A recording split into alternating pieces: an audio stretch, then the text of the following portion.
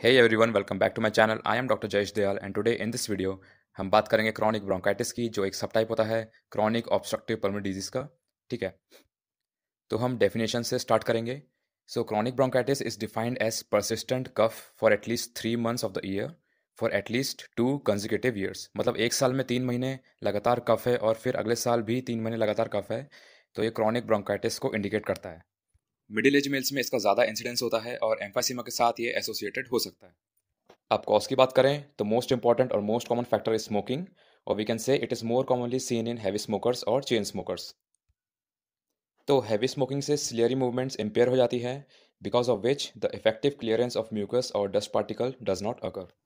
Then heavy smoking inhibits alveolar macrophage function, और जिन्हें हम डस्ट सेल्स भी बोलते हैं, which occurs due to decrease in pro inflammatory cytokines such as tumour necrosis factor alpha, interleukin 6, 8, etc.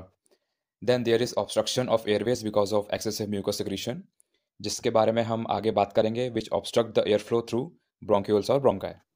And lastly bronchoconstriction by stimulated vagus nerve, जिसके कारण there is widespread narrowing of airways which contributes to the clinical symptoms seen in chronic bronchitis, about which we will talk in a while।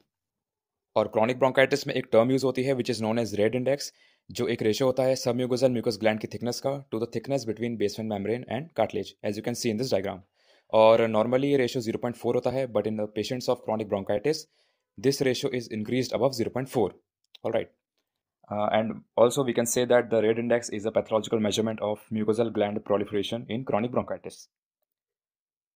ठीक है, अब smoking के अलावा high risk air pollutants जो chronic bronchitis को induce कर सकते हैं, these are sulphur dioxide, nitrogen dioxide and dust particulates.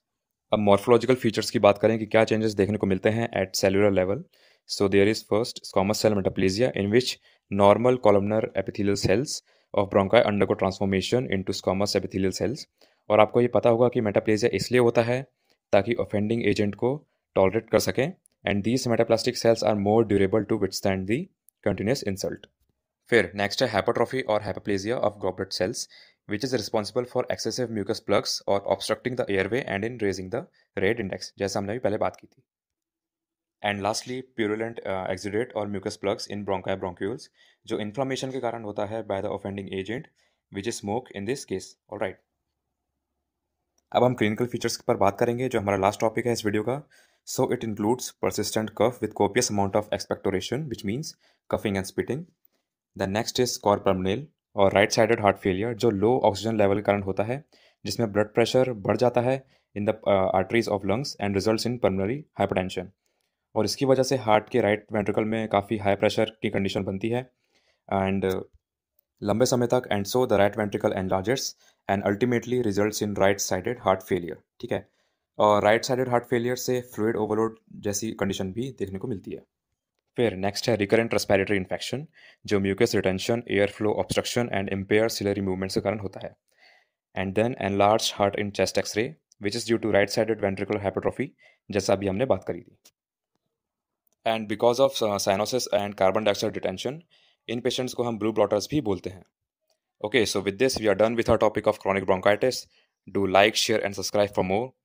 Thanks for watching and keep learning.